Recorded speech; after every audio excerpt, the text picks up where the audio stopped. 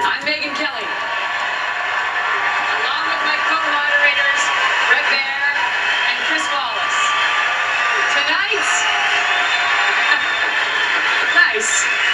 Tonight, thousands of people here in the queue, along with millions of voters at home, will get their very first chance to see the candidates face off in a debate, answering the questions you want answered.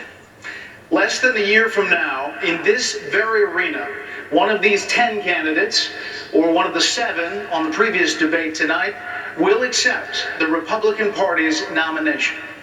Tonight's candidates were selected based on an average of 5 national polls. Just a few hours ago, you heard from the candidates ranked 11 through 17, and now, the primetime event, the top 10. Also of note, Fox News is partnering for tonight's debate with Facebook. For the past several weeks, we've been asking you for questions for the candidates on Facebook.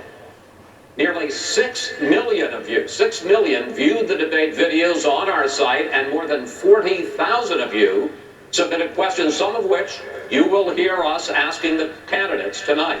As for the candidates who will be answering those questions, here they are. Positioned on the stage by how they stand in the polls. In the center of the stage tonight, businessman Donald Trump. Former Florida Governor Jeb Bush. Wisconsin Governor Scott Walker. Former Arkansas Governor Mike Huckabee. Neurosurgeon Dr. Ben Carson. Texas Senator Ted Cruz. Florida Senator Marco Rubio. Kentucky Senator Rand Paul. New Jersey Governor Chris Christie. And your very own Governor of Ohio, John Kasich.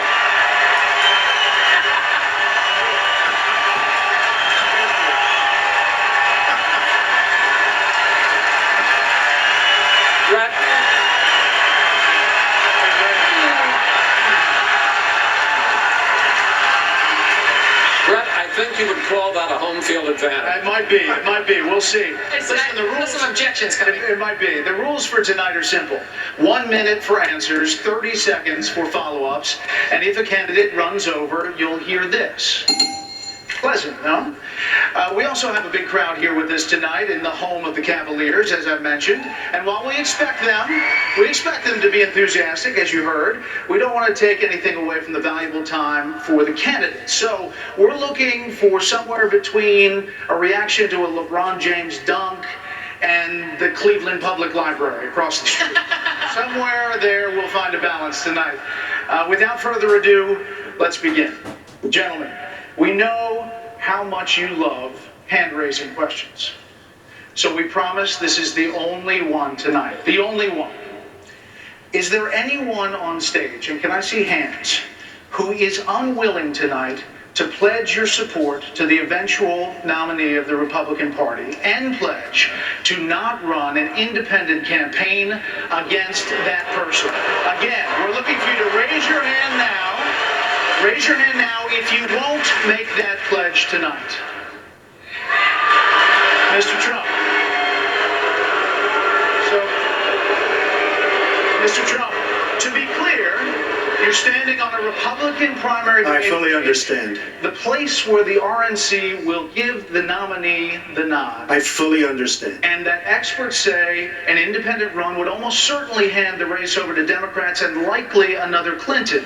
You can't say tonight that you can make that pledge. I cannot say. I have to respect the person that if it's not me, the person that wins. If I do win and I'm leading by quite a bit, that's what I want to do. I can totally make that pledge. If I'm the nominee, I will pledge I would not run as an independent. But and I am discussing it with everybody, but I'm talking about a lot of leverage. We want to win, and we will win. But I want to win as the Republican. I want to run as the Republican nominee. So tonight you can't say if another one of these... This is what's wrong. I mean, This is what's wrong. He buys and sells politicians of all stripes He's already, Dr. Paul. hey, look, he's already hedging his bet on the Clintons, okay? So if he doesn't run as a Republican, maybe he supports Clinton, or maybe he runs as an independent. Okay. But I'd say that he's already hedging his bets because he's used to buying politicians. Well, I've given him plenty of money. Just to be clear, you can't make. We're going to move on. You're not going to make the pledge I tonight. will not make the pledge at this time. Okay. All right. That's what. Gentlemen, our first round of questions is on the subject of electability.